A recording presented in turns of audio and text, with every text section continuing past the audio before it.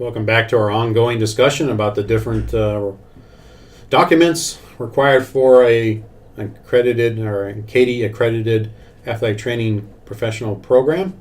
And we're going to talk about two different documents that I've attached in the lesson area. They are the accreditation standards, both for a professional program, which again is at the entry level, and then the post-professional standards. So what are these standards about? They're designed, and it's out of the professional standards, to be used for the development, evaluation, analysis, and maintenance of an athletic training programs. So it's basically how to do the thing. If you look through it, don't expect you to read everything in these two documents. They're pretty detailed. You'll see that they are very detailed. In fact, I'm looking at the professional AT programs standards. They address 11 different points, and it's very, very detailed. It takes a lot of work to write a proposal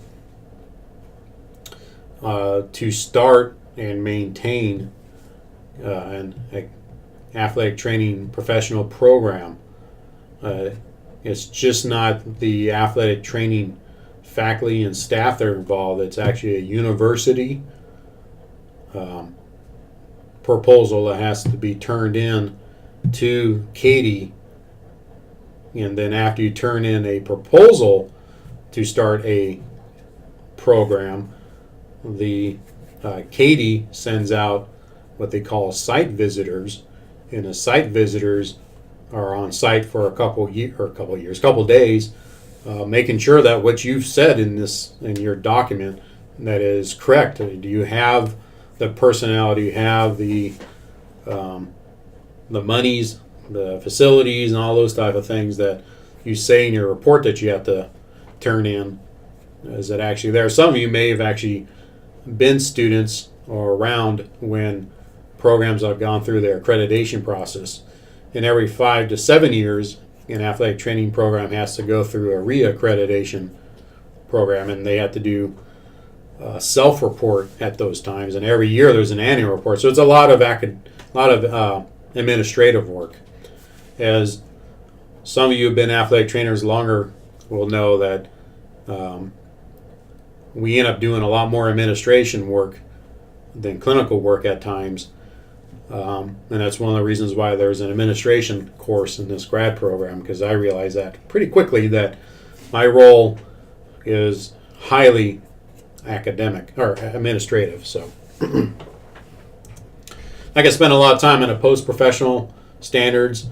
I just want to talk about in the undergraduate or graduate professional programs, we had those core competencies that students are expected to meet by the time they finish their program. At the post-professional program, which is our program, again, we're just not an accredited post-professional program. If we were going to go towards accreditation, I would have to make sure in the document that I have to write up, because it covers those same 11 bullet points in the post-professional standards, we would have to demonstrate that we are meeting these 6 core competency. How are we teaching evidence-based practice throughout the grad program? And what about interprofessional education and collaborative practices? How are we teaching students to use other medical communities and be in partner with them? How do we make quality improvements in our healthcare that we are providing our patients? What is healthcare informatics? This is the electronic record keeping and all the other way that we do electronic or other formats for providing healthcare for our patients. How else do we teach our students to be a professional beyond what they were taught in the undergraduate level or at the entry level? And at the center of it all is patient-centered care, These are all intertwined with one another. It's not my goal here to try to explain each one of these. These are just like a real rough summary, because you can read in the document more details about these. Why haven't I tried to go on and get a accreditation through CAATE for our post-professional program?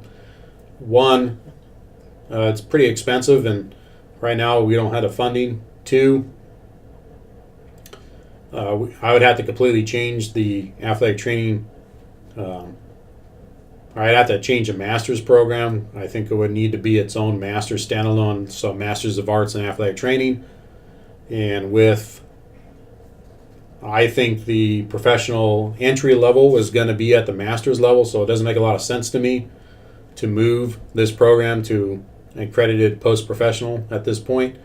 I have to start figuring out what I'm going to do next. Is this going to be a residency program, or are we just going to eliminate the athletic training emphasis? I have no idea. Hopefully in your forum you guys can give me some concepts and ideas with this.